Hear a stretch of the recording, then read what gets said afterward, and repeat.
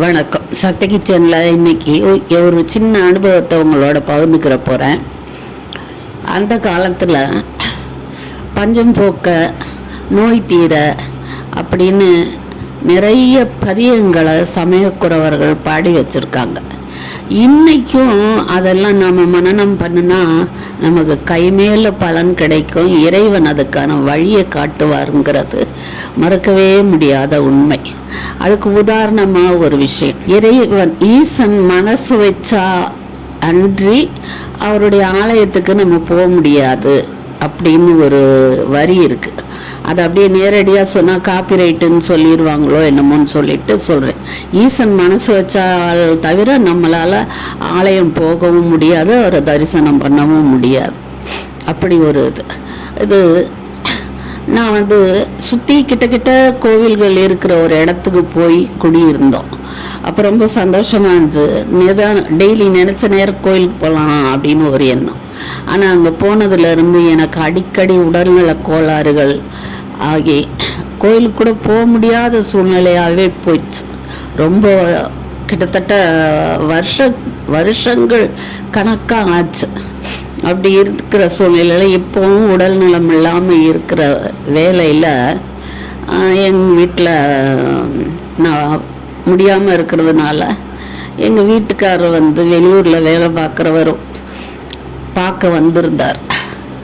வந்தவர் முன்னாடிலாம் வயசு காலத்தில் குலசாமி கோவிலுக்கு போகிறது கூட வருஷத்துக்கு ஒரு தரம் குத்துப்பழி வெட்டுப்பழி நடக்கும்.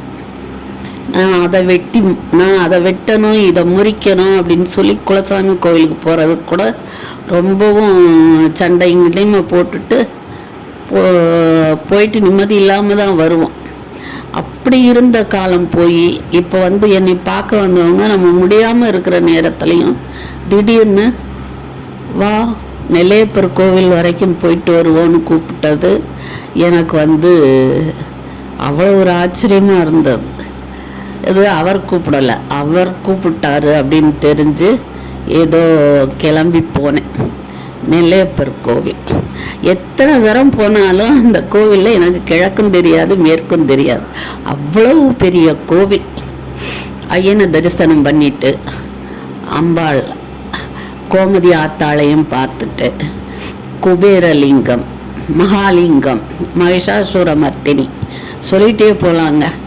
எத்தனை சந்நிதிகள், எவ்வளோ சந்நிதிகள், எவ்வளோ தெய்வ மூர்த்தங்கள் சொல்லி மாளாது. என்னால் முடியவே இல்லை, நடக்க முடியல. அந்த மாதிரி சுற்றி வர பிரகாரங்களும் சந்நிதிகளும் கணக்கிலே அடங்காது. எனக்கு அப்படி ஒரு அவர் மனசு வச்சு இசைஞ்சு என்னை வரவழைச்சு தரிசனம் கொடுத்தது எனக்கு அவ்வளோ ஒரு ஆனந்தம். நல்லா கோவிலை சுற்றிட்டு அங்கங்கே உட்காந்துட்டேன். ஒரு இடத்துல பார்த்தீங்கன்னா ஒரு சன்னிதானம் வான்னு சொன்னாங்க. எனக்கு நடக்க முடியல, நான் இந்த பக்கம் உட்காந்துட்டேன். அவங்க போய் பார்த்துட்டு ஆறுமுகன் சன்னதின்னு சொன்னாங்க. அதாவது 6 முகங்களோடு கூடிய முருகன் சன்னதி.